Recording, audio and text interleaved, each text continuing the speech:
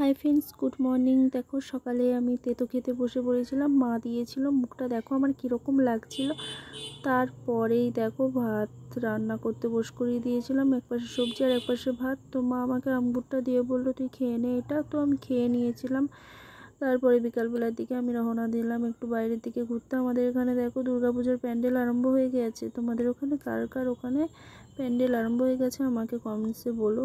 আরে আমাদের এখানে এই রাস্তাটা দেখো, কতদিন আগে আমি এসেছিলাম তো এই বাসটা দেখেছিলাম বেশ এমনি নর্মাল রাস্তা, পাকা রাস্তা ছিল।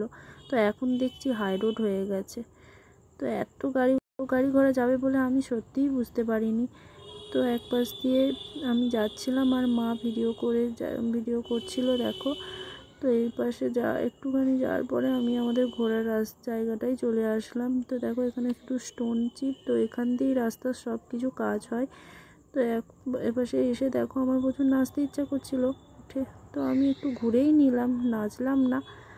তারপরেই আমি একটু দেখো উপর দিকে উঠে গিয়ে আমি তো দেখো উঠছিলাম ঠিক, কিন্তু নামার সময় আমার খুব নাজেহাল হয়েছিল। কার কার সঙ্গে ঠিক এরকমটাই হয় আমাকে বললো তো কমেন্ট, যে নামার সময়তেই খুব অসুবিধা হয় নামার জন্য যে কোনো জায়গায় উঠলে। তো আমার তো এই অসুবিধাটা খুবই হয়। তারপর এপাশে দেখো পিচগুলো নষ্ট হয়ে গেছে জলের কারণেই বোধ হয়। তো বৃষ্টিও এসেছিলো বলে তোমাদেরকে দেখাচ্ছি, জোরে বৃষ্টি এসেছিলো বলে চলে এসেছিলাম, এক জায়গায় দাঁড়িয়েছিলাম। তো সেখানে দেখো এখানটায় দেখো এই ফুল গাছটা, একটা জিনিস লক্ষ্য করো যে যেখানে না যার ঘরে ঠাকুর থাকে তো তার ঘরে ফুল গাছ থাকে না, যার ঘরে ফুল গাছ থাকে তার ঘরে ঠাকুর থাকে না। আর এইটা দেখো আমাদের এখানে এটা জমি। তো ভিউটা দেখো এত সবুজ সুন্দর লাগছিল। তো আমিও এটাকে না তুলে থাকতে পারছিলাম না।